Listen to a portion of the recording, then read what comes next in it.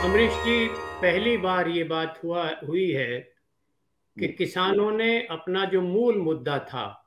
देखिए, अर्थव्यवस्था में जो भी इकाई हो किसी भी प्रकार की, चाहे वह मजदूर हो, किसान हो, व्यापारी हो, व्यवसायी हो, नौकरी पेशा हो या उद्योगपति हो, प्रत्येक व्यक्ति चाहता है कि जो मैं योगदान करता हूँ उत्पादन में, अर्थव्यवस्था में, उसका मुआवजा, उसका पारितोषिक मुझे समुचित मिले। किसान के साथ ये अन्याय सदियों से होता रहा है। पुराने काल में भी, मुगल काल में भी, ब्रिटिश शासन में भी और आज़ादी के बाद भी। एक तरफ तो हम उस विभीषिका का सामना कर रहे थे कि खाने के लिए पर्याप्त अनाज नहीं था, अमेरिका से हमको अनाज मांगना पड़ता था। और 1966 में 15 वर्षीय वह योजना PL 480 के तहत जो अनाज आता था वह भी बंद हो गई। तो इतना बड़ा संकट आया था भारत के ऊपर। 67-68 दोनों वर्ष सूखे के वर्ष थे। तब वो हरित क्रांति के बीज बोए गए थे और किसान ने उसका समुचित उत्तर दिया। न केवल राष्ट्र को आत्मनिर्भर बना दिया खाद्यान्न के मसले में, बल्कि बहुत बड़ी मात्रा में हमारे उत्पाद निर्यात हो रहे हैं और उनकी और संभावनाएं बहुत अधिक हैं जिनका अभी तक उपयोग नहीं किया गया है। तो उस किसान को उसके परिश्रम का, उसके योगदान का, उसकी लागत का समुचित मुआवजा नहीं मिले, यह अन्यायपूर्ण स्थिति है।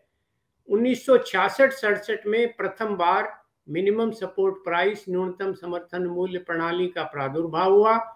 उसमें पहले केवल 2 जिन्सों को कवर किया गया था, धान और गेहूं को। बाद में उसमें गन्ना और कपास जोड़े गए। 1986 में पहली बार 22 जिन्सों को आच्छादित करते हुए संसद के पटल पर एक दीर्घकालीन कृषि मूल्य नीति का दस्तावेज रखा गया था। माननीय श्री विश्वनाथ प्रताप सिंह जी उस समय वित्त मंत्री थे। उन्होंने वो दस्तावेज बनवाया था कृषि मंत्रालय से। 13 नवंबर 1986 को वो संसद में रखा गया था। आप उस दस्तावेज को मंगा सकते हैं। तब से विडंबना ये रही कि मूल्य तो घोषित होते रहे, 22 के बाद में 23 हो गए, परंतु उपलब्ध रहते थे केवल 2 जिन्सों के और ज्यादा से ज्यादा 4 के, कपास और गन्ना मिलाकर।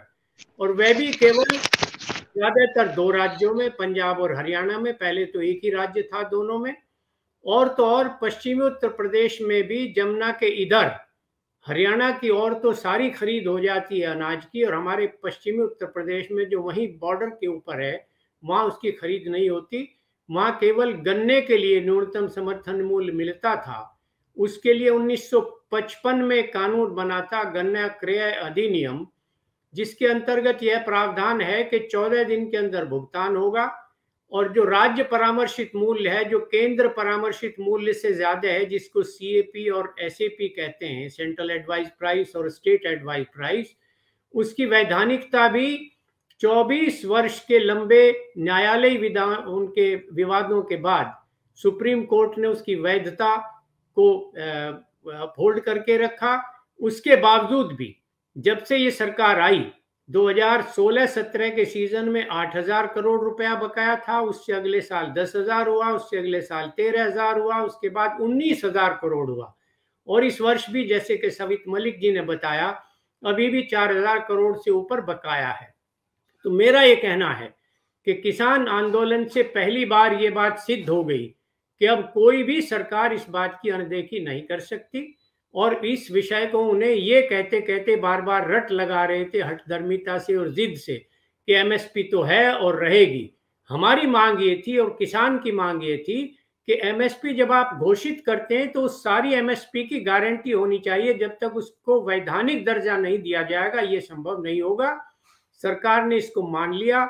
ये किसान आंदोलन की बहुत बड़ी जीत है। जैसे मेरे पूर्ववर्ती साथियों ने कहा, आपने भी कहा, इतना सफल, इतना शांतिपूर्ण, इतना सहिष्णुतापूर्ण ऐसा आंदोलन आज़ादी के बाद पहली बार हुआ और ये पूर्णतः सफल रहा है। सरकार को अपनी जिद छोड़नी पड़ी है और अब ये एक राजनीतिक मुद्दा बन गया है।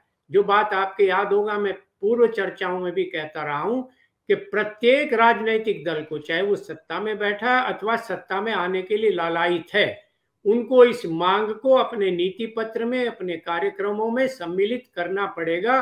और यदि नहीं होगा तो किसानों को अब ये आत्मविश्वास हो गया है कि यदि आने वाली सरकारें या जो वर्तमान सरकार है ये उसके ऊपर पीछे हटने का प्रयास करेंगी तो किसान को पता लग गया हमारी कितनी शक्ति है, उनको ये बात माननी पड़ेगी।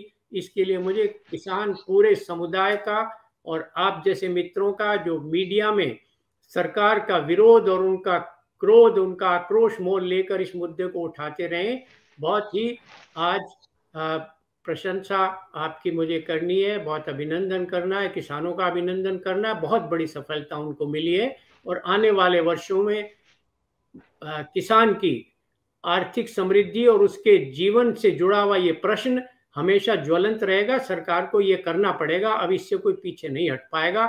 जहां तक उसके राजनीतिक प्रभाव का सवाल है, मैं मानता हूं कि चाहे सरकार कुछ भी कर ले, एक बार तो जो उसको क्षति हो गई वो हो गई, और उसका प्रमाण पंजाब के राज्य चुनाव में और उत्तर प्रदेश राज्य के चुनाव में, उत्तराखंड और हिमाचल में दिखाई देने पड़ने लगा है और आगे और होगा। मुझे लगता है कि बहुत धक्का लगेगा वर्तमान सत्ता पक्ष को, इसके कारण इतने दिन इस विषय की अनदेखी की। आपने 3 राज्य गिनाए थे अमरीश जी, पंजाब को आप भूल गए, जो इसकी अग्रिम पंक्ति में, जिनके कारण ये आंदोलन चला, और जिस गुरुद्वारा संगत की संस्कृति का उन्होंने सकारात्मक प्रदर्शन किया है सड़क के ऊपर, वो बहुत ही अनुकरणीय, अभूतपूर्व और अद्भुत रहा है। उसके लिए पंजाब के किसान विशेषकर और सभी किसान अभिनंदन के पात्र हैं। सत्य हिंदी का ऐप डाउनलोड करें गूगल प्ले स्टोर पर।